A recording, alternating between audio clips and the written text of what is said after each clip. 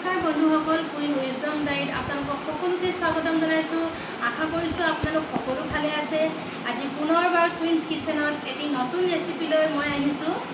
ৰেচিপিটো অলপ বেলেগ ধৰণৰ।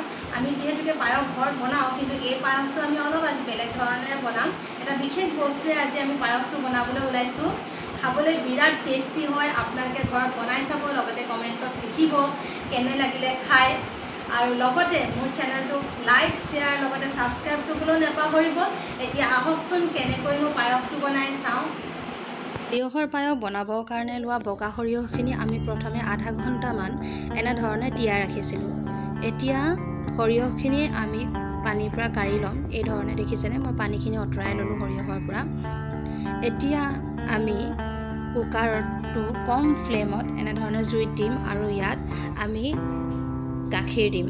মই এই পায়সখিনি বনাবৰ কাৰণে 1 কেজি এটা আমুল স্প্ৰে পেকেট লৈছোঁ আৰু সেই পাউডাৰখিনি মই কুহুমীয়া গৰম পানীত ভালদৰে মিক্স কৰি লৈছিলোঁ। এতিয়া এই গাখীৰখিনি অলপ কম ফ্লেমত আপোনালোকে অলপ দেৰি সিজিবলৈ দিব, যাতে গাখীৰখিনি ডাঠ হয়। আনফালে আমি তিয়াই থোৱা সৰিয়হখিনি মিক্সিত ভালদৰে পিচি এটা ভাল পেষ্ট বনাই ল'ম। এয়া দেখিছেনে, মই বাউলটোত সৰিয়হখিনি ভৰাই লৈ মিক্সিত গ্ৰাইণ্ড কৰিবলৈ লৈছোঁ।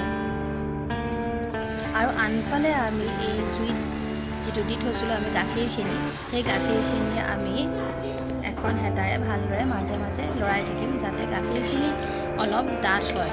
যিহেতুকে গাখীৰখিনি জুইত দিলে গাখীৰখিনি ওপৰলৈ উঠি আহিব পাৰে, সেই গতিকে আমি মাজে মাজে হেতাখনেৰে গাখীৰখিনি লৰাই থাকিব লাগিব। আৰু অলপ ডাঠ হোৱালৈ এনেদৰে 20 মিনিটমান সময় আপোনালোকে গাখীৰখিনি ভালদৰে লৰাই থাকিব। আৰু এয়া দেখিছেনে, মোৰ গাখীৰখিনি ডাঠ হৈ পৰিছে। এতিয়া আমি গাখীৰখিনি অলপ ডাঠ হওঁতে ইয়াতে আমি সৰিয়হৰ পেষ্টখিনি দি দিম। আৰু এই সৰিয়হৰ পেষ্টখিনি দি আমি ভালদৰে এই পেষ্টখিনি গাখীৰৰ লগত হেতাৰে ভালদৰে আপোনালোকে মিহলাই ল'ব। আৰু এনেদৰে হেতাখনেৰে ভালদৰে মাজে মাজে লৰাই থাকিব, যাতে সৰিয়হখিনি তলত লাগি নধৰে। আৰু বৰ বেছি আপোনালোকে হিটটো নিদিব, ফ্লেমটো অলপ কম কৰিয়ে সিজাই থাকিব। এতিয়া আমাৰ সৰিয়হৰ এইখিনি আমাৰ ডাঠ হৈ গ'ল, গতিকে আমি ইয়াত এতিয়া আমি চেনি দিম। মই 2 কাপ জোখাৰে চেনি দিছোঁ। আপোনালোকে অলপ বেছি পৰিমাণেও চেনি দিব পাৰে, যদিহে আপোনালোকে অলপ বেছিকৈ মিঠা খায়। এতিয়া দেখিছেনে, মোৰ এই চেনিখিনি গলালৈকে মই এনেধৰণে সিজিবলৈ দিম। আৰু এইখিনি অলপ ডাঠ হোৱাৰ লগে লগে আমি ইয়াতে তেজপাত, ইলাচি, লং, ডালচিনি এনেধৰণে আপোনালোকে ভাল ফ্লেভাৰ আহিবৰ কাৰণে দিব। মই ইয়াতে তেজপাত 4 খিলা আৰু ইলাচি 8টামান ব্যৱহাৰ কৰিছোঁ। এইটো দিলে পায়সৰ স্মেলটো খুব ধুনীয়া হয়, গোন্ধটো খুবেই ভাল হয় আৰু খাবলৈও সোৱাদ হয়। এতিয়া আমি পায়সত যিহেতুকে ড্ৰাই ফ্ৰুটছ নিদিলে ইনকমপ্লিট হৈ থাকে, গতিকে আমি ইয়াত ড্ৰাই ফ্ৰুটছ ব্যৱহাৰ কৰিছোঁ, কাজু আৰু মই এলমণ্ডছ দিছোঁ।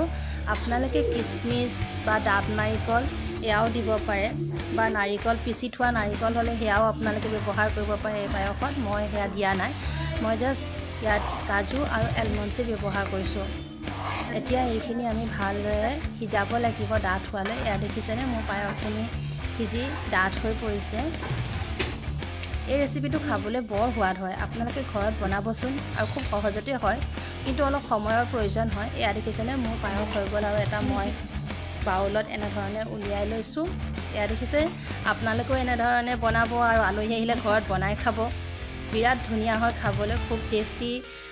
পুনৰ আপোনালোকৰ ওচৰলৈ নতুন এটা ৰেচিপি লৈ আপোনালোকৰ মাজলৈ আহিম। আপোনালোকে চাই থাকিব মোৰ চেনেলটো। ধন্যবাদ।